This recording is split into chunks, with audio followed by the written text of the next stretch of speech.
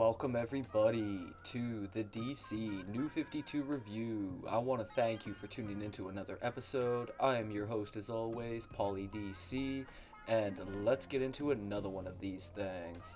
In today's review, I will discuss Catwoman Vol.1. It was titled The Game, and it was written by Judd Winick with art by Guillem, with the first 6 issues being released between November 2011 to April of 2012. Catwoman is one of the most well-known female DC characters, appearing in the first ever issue of Batman way back in April 1940 by Bill Finger and Bob Kane. But she wasn't given the name Selina Kyle until the 1950s, involving an amnesia plot. Since then, she's appeared in acclaimed Batman stories like Year One and The Long Halloween, and in 1989 got her first limited series, and then 4 years later in '93 an ongoing comic. Selina has been a Gotham City siren, member of the Birds of Prey, even the Injustice League, and right before the New 52 actually had her own sidekick called Catgirl.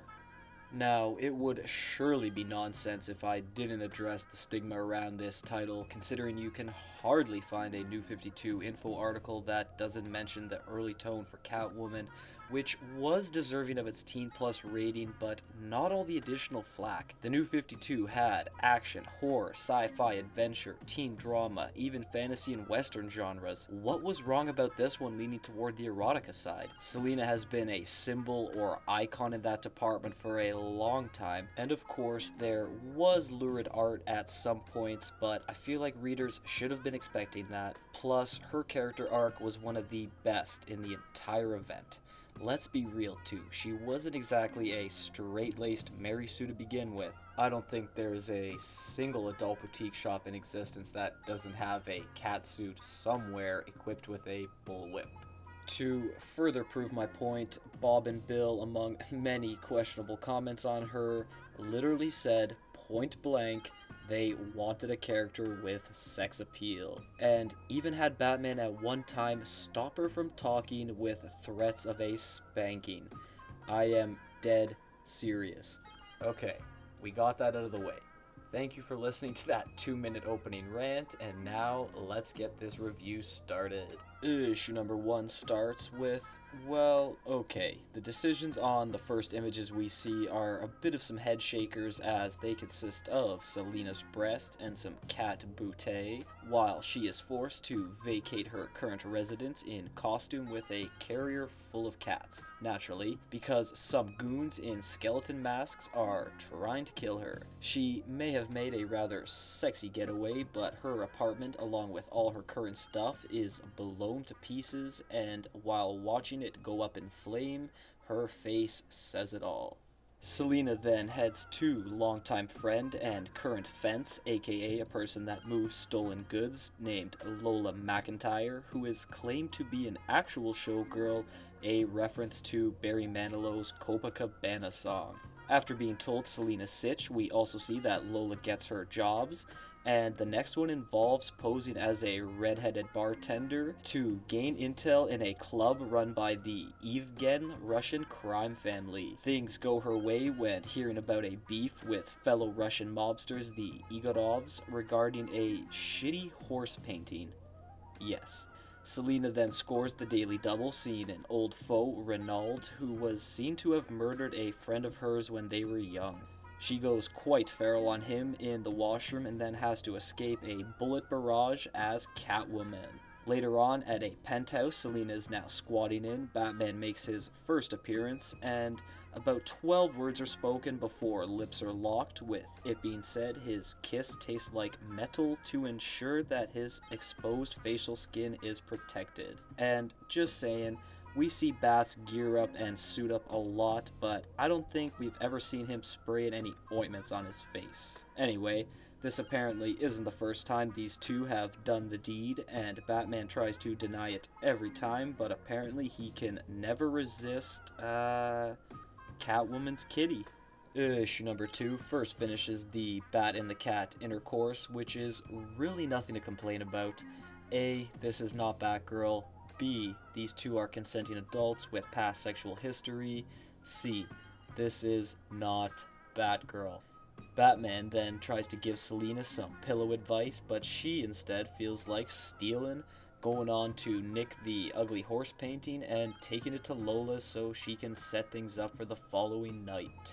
The group of Evgens, run by Renaud and a collection of Igorovs led by a guy called Vladimir, are invited to the unfortunately chosen location of a Wayne Foundation event for the art meeting. So, as a buxom blonde this time, Selina is on the scene running into Bruce Wayne, who knows that she's Catwoman, while Alfred still states his disapproval for his attraction to Miss Kyle, like seen in Detective Comics issue number 1. On the other hand, pretty much everything that she thinks about Bruce Wayne is totally wrong, and of course, he ends up keeping tabs on Selina, next seeing her in Catwoman form to set up a Russian battle royale, then steals a kiss from him.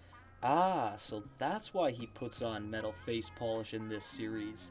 So she couldn't discern he was Batman. Guess he has to be ready for these horny gals. The Russians then shoot each other up, including Renaud being retired, much to Catwoman's contempt, and she takes off with a bag of their cash. Keen on celebrating, Catwoman gets to Lola's, only to find her dead with a bullet in the head. Holy crap. This murder was at the behest of up-and-coming crime lord Louis Ferryman, aka Bone, now having Catwoman jumped and savagely beaten. Issue number 3 opens on a flashback with Selina in pre-Catwoman days, showing that she was still a thief and Lola was kinda like a mother to her, which sorta gave the death more meaning here. See next in Catwoman's quiet and broken demeanor as she sits taped to a chair in front of Bone, who's got a rather interesting skin condition that has him looking like Titan from the Invincible comics, and he's in control of the Skull Mask goons. I mean, hey, not all Gotham villains can be as smart as Joker or Riddler. Bone exclaims to Catwoman why he's been after her so intently since she ripped him off apparently. Your typical I had nothing once, now I have lots of things situation. Catwoman is able to escape after being ordered to be beaten to death, snatching a pistol and shooting some kneecaps to get Bone's location. After crashing a high-rise club, she does a new type of bat bashing, relieving Bone of any credibility he had in the criminal corners, and right before kicking him off the roof, Batman swoops in to stop her with, you guessed it, getting freaky. However, this still can't deter her from trying to murder Bone, forcing Batman to save him after he gets whipped off the roof. I also should mention in Detective Comics he was dating a reporter named Charlotte, and that story was happening at the exact same time this one was, so yeah. Selina makes a direct trip back to Lola's where she tearfully has to burn any possible evidence or connections between them, but then a squad of cops hits the scene. Oh boy. Issue number 4 begins at the end, with Catwoman busting the myth that they always land on their feet since she ends up on her ass atop a busted car. More on that later because things cut back to the other night as Catwoman takes use of an open bottle of rum and the cozy fire to escape the cops with Lola's body. Days later at her funeral, Selina runs into another old friend and heist buddy, original character Gwendolyn Altamont, who is now also a fence thanks to Lola, and offers her services, but Selina says she'll never call her. Sure you won't. Up next, we get our first look at Detective Carlos Alvarez, a former homicide cop recently bounced to major crimes and robbery after he caught Gotham's deputy mayor, who we will see in other series, partaking in a night straight out of the Rocky Horror Picture Show. Anyhow, Alvarez seems to be onto a string of Catwoman's crimes, but can't get his clearly corrupt lieutenant to spare any resources, which all ties into this issue's climax. Selina ends up going to low-level intel gatherer Bertram and gets info on a North Side drug runner, the unlikely named Bill Willis, regarding sloppy money drops. So as Catwoman, she plans to rob them, but when making her move that night, the cash is being protected by female metahuman Reach, another original creation that can blast out anti-gravity bolts from her hands, and she brings us back to where we started, using Catwoman to damage cars. A brief fight goes down, but a huge blast from Reach ends up sending Catwoman into the friggin' mesosphere. Issue number 5 has Selina reminiscing about how she first gained her zest for high stakes scenarios while now falling to her death. So, upon the descent, adrenaline kicks in and she uses her trusty bullwhip to snag and expose part of a construction site while ready for any impact or injury, which ends up only being a busted shoulder. Now, I'm no trauma specialist or anatomy expert, but I'm fairly sure there was no walking away from that regardless. How could she wind up with such minimal damage? I don't know, and I don't care.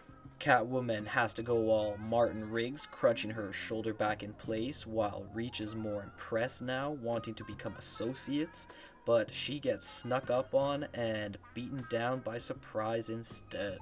Jumping to Detective Alvarez, he's still asking Lieutenant Winston for help on his Catwoman investigation, but ends up overhearing him with 3 other dirty cops, Mulrooney, Esther, and Davis, discussing Reach's failure to protect money that they stole from something called the Mission Bay heist, which is now in Catwoman's possession, $425,000 to be exact.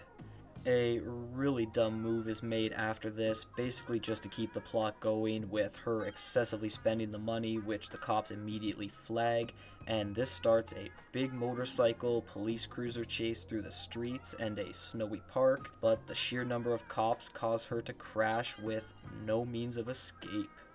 Issue number 6 kicks off with Catwoman having been firmly arrested and now getting interrogated by the quartet of dirty cops, except for some reason Selina Kyle is a total ghost in any government database.